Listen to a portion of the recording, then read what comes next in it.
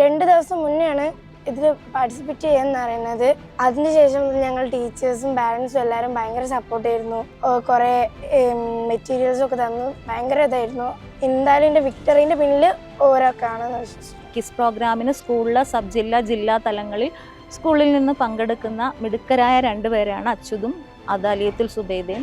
ഏത് പ്രോഗ്രാമിനായാലും വളരെ താല്പര്യത്തോടെ പങ്കെടുക്കുന്ന 2 പേരാണ് ഇവർ. ഇപ്പോൾ 2 ദിവസം മുമ്പാണ് ഇങ്ങനെ ഒരു നോട്ടിഫിക്കേഷൻ കണ്ട് ഇവർ ഇതിലേക്ക് രജിസ്റ്റർ ചെയ്തത്. രാവിലെ പോരുമ്പോഴും അച്യുത് വിളിച്ച് പറഞ്ഞിട്ടുണ്ടായിരുന്നു ഇന്നിങ്ങനെ പോവുകയാണ് എന്നുള്ള കാര്യമൊക്കെ വിളിച്ച് പറഞ്ഞിട്ടാണ് വന്നത്.